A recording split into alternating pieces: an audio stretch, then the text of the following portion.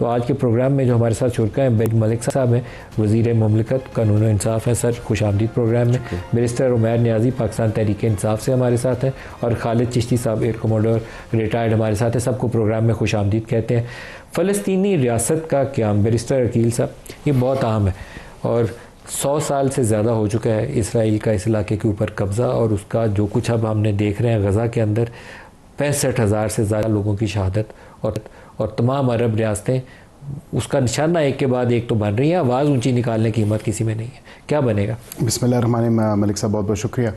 देखिए बिल्कुल 65,000 से ज़्यादा जो है वो निहत्ते जो गज़ा के और फ़लस्तीन के बासी हैं, बाशिंदे हैं, वहाँ के जो लोग हैं, जिसमें बच्चे भी, बूढ़े भी, ख़वातीन भी, जवान भी, उन सब ने जो है ये बहुत ही जुल्म देखा है और जुल्म सहा है। और इज़राइली जारियत और नंगी जो जारियत है, एग्रेशन, आई मीन बहुत छोटा लफ्ज़ है इज़राइल के इन इक़दामात को, जो कि जिसकी इंटरनेशनल कवानीन में भी अगर आप देखें तो कोई सपोर्ट नहीं मिलती, और बिल्कुल उसने क्राइम्स है बकायदा। Absolutely genocide. देखें जेनोसाइड की अगर आप डेफिनेशन उठा के देखें यूएन की कन्वेंशंस में, तो उसमें से 4 से 5 जो इंग्रेडिएंट है, 4 तो वो ऑलरेडी मीट कर रहा है। अब यहाँ पे जेनोसाइड को और किन लफ्ज़ों में आप डिफाइन करेंगे कि पूरी दुनिया ये माज़रत के साथ मुझे कहना पड़ता है तमाशा देख रही है, कंडेम भी कर रही है, लेकिन उसके ख़िलाफ़ एक्शन नहीं हो रहा। अब ये एक फोरम ज़रूर मौजूद है यूएन जनरल असम्बली, जिसमें फ़्रांस और सऊदी अरेबिया ने ये बेड़ा उठाया है, वो एक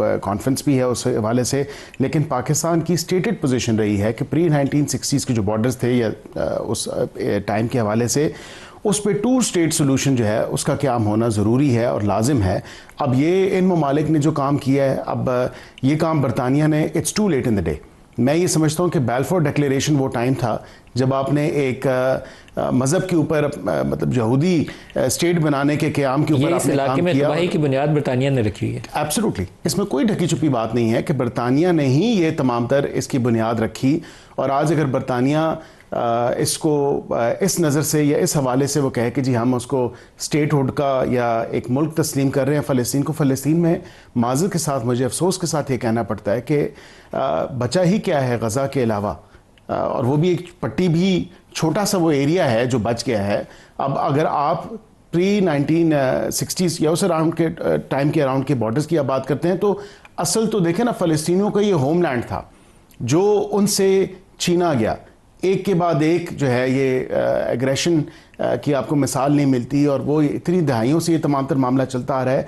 अब अगर ये ममालिक कनाडा, ऑस्ट्रेलिया, बरतानिया, या ये अगर ये कह दी, वो कहते हैं ना कि जी बहुत देर कर दी मेहरबान आते आते, और लेकिन देर आए दुरुस्त आए। मैं समझता हूँ कि अपने किए पे जो इनका अपना ये बीज बोया हुआ है, उस पे इनको पूरी उम्मत मुस्लिमा से, पूरी दुनिया से जो है वो माफ़ी मांगनी चाहिए, और उनको आउटराइटली उनकी स्टेट की पॉलिसी होनी चाहिए कि ये हमसे उस वक़्त की गलतियां हुई, और गलतियों का खुमियाजा आज पूरी दुनिया देख रही है। जो तमाशा इजराइल ने लगाया, वेपन्स ऑफ मैस डिस्ट्रक्शन का कह के इराक पूरे को तबाह कर दिया था। खालिद चिश्ती साहब, जो प्री 1967 पोजीशन है, इसके ऊपर मांग करना मुसलमान मुल्कों की, सऊदी अरब की, पाकिस्तान की, सारों की यही मांग है।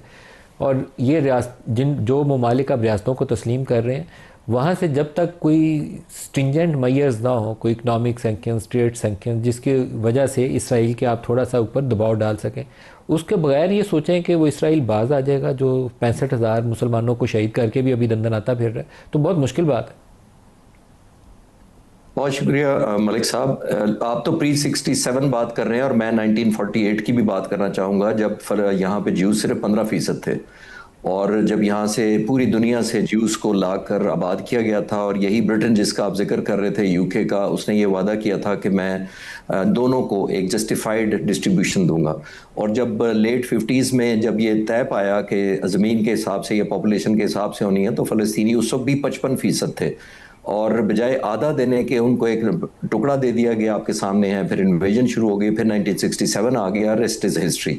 तो उनको बाय डिज़ाइन मार्जिनलाइज किया गया ओवर द इनिशियल 30-40 ईयर्स, और उसके बाद तो कोई लिमिट ही नहीं है। जो आप जिक्र कर रहे थे अपने इंट्रोडक्शन के दौरान के इतने हज़ारों और अभी 60-70 हज़ार लोगों को शहीद कर दिया गया, और अभी भी शायद उनको इत्मीनान या सुकून नहीं हो रहा।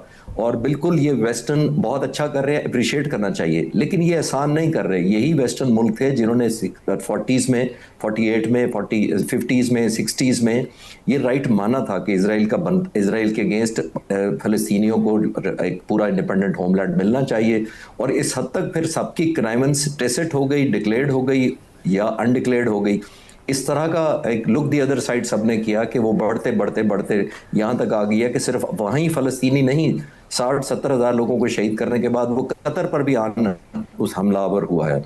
तो ये झिझक इन्हीं वेस्टर्न मुल्कों ने ही दी है, अनअकाउंटेबल दी है, क्योंकि कोई प्राइस नहीं थी उसको इन मुल्कों पर अपनी ताकत जमाने के, धौंस जमाने की जो हिस्ट्री थी। तो ये कंटिन्यूड है, अल्लाह करे अब चेक हो जाए और ये जो मुल्कों ने एक मॉरल प्रेशर ही बिल्ड किया है जो फ़लस्तीन की हुकूमत को तस्लीम करके, और जो पाकिस्तान और सऊदी अरब का जो एग्रीमेंट हुआ है, एक डिटरेंस का मैसेज आए। और लास्ट पॉइंट इसके ऊपर मलिक साहब ये है कि इजराइल को कोई आज तक उसने कोई प्राइस नहीं दी है इस एस्केलेशन की, और अनचेक जो टेररिज्म या बारबरिज्म उसने किया है, कोई कीमत नहीं किसी ने मांगी सिवाय रेजोल्यूशन के और करारदादें पास कर लेने के और फिर उसको बुरा भला कह लेने के अलावा कुछ नहीं हुआ। जब ये मुल्क प्राइस ऐसी नहीं लेंगे यूनाइट, क्योंकि हम मिले जुल आपस में मिल के नहीं करते, स्टैंड लोन उसने हर मुल्क को, 7 मुल्कों को पिछले कई महीनों में उसने रोन डाला है, लेकिन कोई पूछने वाला नहीं है। तो अल्लाह करे अब कोई यूनाइटेड हो जाए मुसलमान, रियलिज्म हो कि it's a matter of turn, it's not a matter of chance. तो अब तो ये नौबत आ गई ना कि आप फरमाइएगा, जो 5 परमानेंट मेंबर्स हैं यूएन सिक्योरिटी काउंसिल के, उनमें से अमेरिका के अलावा 4 ने अब फ़लस्तीनी रियासत को तस्लीम करने की ऊपर ऐलानात कर दिए हैं। अमली तौर पर जब तक आप ट्रेड सैंक्शंस, इकनॉमिक सैंक्शंस या इस तरह के इंस्ट्रूमेंट्स इस्तेमाल ना करें, तब तक आप उसको मजबूर नहीं कर पाएंगे। ये भी बहुत ऑब्वियस है। तो एक तरफ तो हम वेस्ट से ये तवक्को रख रहे हैं, लेकिन साथ मुसलमान रियासतें ख़ुद जो है वो इस काबिल नहीं है, दोहा के अटैक के बाद भी बैठे हैं, तो वो अमेरिका की पीस एफर्ट को सपोर्ट करने के एलामिये के साथ वहाँ से उठे हैं, ख़ुद कोई ऐसा इंस्ट्रूमेंट इस्तेमाल नहीं कर सके। तो do you see step forward, यहीं पे रहेगा कि बयानात दे दिए हैं और वहाँ पे आगे बात नहीं चलेगी? देखिए, बात तो है कि हालात तो हाथ से निकल चुके हैं। अगर हम बात करें फ़लस्तीन की अब आबादी कितनी रहेगी कि 55-56 लाख की आबादी, जिसका मेजर चंक को आपने डिस्प्लेस कर दिया, 60-65 हज़ार की नस्ल कुशी कर दी, मतलब मलिया मेट करके, और फिर अमेरिका ऊपर से बयान कर रहा है कि हम इनको रीसेटल करेंगे। तो उसके बाद अगर 1947 का पैक्ट जो बरतानिया ने ख़ुद उस वक्त पार्टीशन का प्लान दिया था, उसके बाद अब आके इतने दहाइयों के बाद आके आप तस्लीम भी कर लें, तो मैं नहीं समझता, मैं समझता हूँ कि आप इस सारे खून रेजी में कंप्लिसिट रहे हैं। और अगर हम वॉर क्राइम की बात करें तो खाली ये नेतन्याहू का मसला नहीं, इन सारों का जो है ना मिली भगत थी, इस मिली भगत के साथ हुआ है। और इस वक्त अरब वर्ल्ड को सोचना चाहिए कि ये तो फ़लस्तीन वाला तो चैप्टर उन्होंने तकरीबन क्लोज़ कर लिया है, अब तो ये इनकी तरफ आ गया। कतर का हमला इनकी आँख खोलने के लिए अगर काफ़ी नहीं है, तो उसके बाद भी तो वो अपने नेबर्स के साथ जो कर रहा है वो किसी से ढका छुपा नहीं है। तो ये तो हम खुद जो है ना एक किस्म का जो है ना अपनी आंखें बंद कर रहे हैं। ख़तरा आ गया है। ज़ायनिज़्म का जो प्लान है उन्होंने एक्सपैंड करना ही करना है। इसमें स्ट्रेटिजिकली करना क्या चाहिए, जो सऊदी अरेबिया पाकिस्तान ने किया है उसको आगे बढ़ाना चाहिए। उसको स्टेप फॉरवर्ड नहीं करेंगे, मुस्लिम उम्मा अपनी सिक्योरिटी अपने हाथ में नहीं लेगी, मामलात नहीं चलेंगे। इब्राहिम अकॉर्ड जो लॉलीपॉप था उससे बाहर निकलना चाहिए, फिल फोर्स सारे ऐलान करें और इससे निकलें, एक अपना प्रेशर बिल्ड करें। ना किसी ने सैंक्शन लगानी है इसराइल पे जब तक अमेरिका उसके साथ है, तो वो इनकी सैंक्शन इतना मैटर नहीं करेगी। बात है आपको ग्राउंड रियलिटी देख के अपना रिस्पांस देना पड़ेगा, और ग्राउंड रियलिटी यही है कि इसराइल ने एक्सपैंड करना है। सही है। बैरिस्टर वकील साहब, जो इसराइली तरीका वारदात है अभी तक जो समझ में आया, हमास के ऊपर अटैक्स के मामले में भी, जो उन्होंने ईरानियन सिटीज़ के अंदर अटैक किया और उसकी लीडरशिप को हिट किया उसके अंदर भी, और बहुत सारे और वाक़यात के अंदर भी, वो अपने मुखालिफ जो भी रियासतें हैं उनकी लीडरशिप को they try to take them out. Iran के अंदर भी उन्होंने किया, न्यूक्लियर साइंटिस्ट उनके सारे, फ़ौज के उनके सरबरा, उनके रेवोल्यूशनरी गार्ड्स के हेड। अब वो कतर वाला अटैक हमास के अंदर भी यही किया, उन्होंने चुन चुन के एक के बाद एक जो भी लीडर आता था उसको एलिमिनेट करते गए। कतर में दोहा में अटैक हुआ उन पीस नेगोशिएटर्स के अंदर जो अंदर बैठे थे। तो इससे ये ख़दशा सामने नहीं आता कि अगर उसके ऊपर कर सकते हैं तो फिर वो रॉयल फैमिलीज़ जिन्होंने वहाँ बैठ के बातचीत करवाई, कल को उनके ऊपर क्यों नहीं अटैक होगा।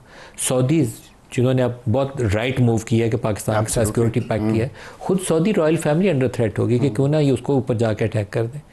तो ये बिगर पिक्चर के ऊपर इन लोगों को सारों को मिलकर मुसलमान रियासतों को गौर करना चाहिए।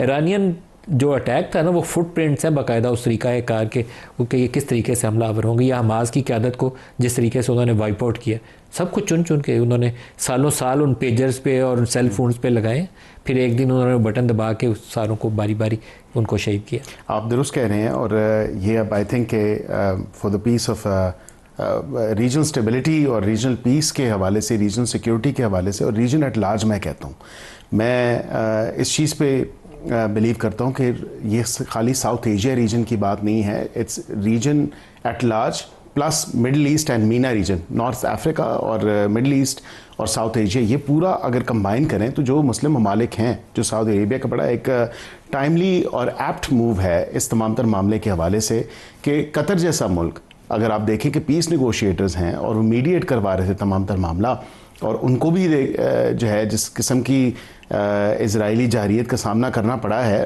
इन फ्यू स्प्लिट सेकेंड्स, अमरीकी छतरी के नीचे और उस तमाम तर मामले के ऊपर देखें, ये नहीं कहा जा सकता कि कल को इजराइल जो है अपने एक्सपेंशनिस्ट प्लान्स के हवाले से वो किसी और अरब मुल्क के ऊपर हमला नहीं करेगा या इस तरह का कोई अटैक नहीं करेगा। इसके तो खदशात बढ़ जाते हैं दोहा के अटैक के बाद। दोहा के अटैक के बाद बिल्कुल बढ़ते हैं, और मेरे ख्याल से मैंने पहले भी ये जिक्र किया है कि नेटो तर्ज की जो हमारी एक फोर्स है उसको बिल्कुल दीगर अरब ममालिक को भी फॉलो सूट करना चाहिए, और उनको भी चाहिए कि इस हवाले से, क्योंकि 1 और 1 11 होते हैं। मलिक साहब, अब आप स्टैंड अलोन अगर रहेंगे, अगर आप अकेले होंगे तो फिर बिल्कुल उसके ख़तरात भी बढ़ जाएंगे, और तमाम तर OIC के प्लेटफॉर्म से भी एंड अदरवाइज़ भी अगर आप रीजनल पॉइंट ऑफ व्यू से देखें एंड रीजन एट लार्ज, इन ममालिक को चाहिए कि बिल्कुल इसी तर्ज पे जो है वो अपने सिक्योरिटी पैक्ट्स जो हैं, डिफेंस कोऑपरेशन के मैकेनिज्म्स को फर्दर स्ट्रेंथन करना, फर्दर उसको बेशतर अभी खौफजदा बैठे हुए।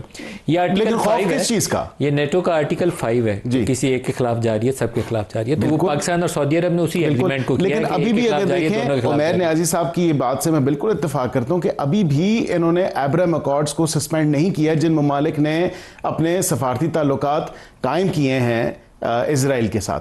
माज़रत के साथ मैं भी बग़ैर किसी नाम लिए मैं रिसेंटली ट्रैवल मैंने किया, तो मैंने वहाँ पे किसी एक अरब मुल्क के थ्रू देखा कि तल अवीव की फ़्लाइट अभी भी जा रही है वहाँ से।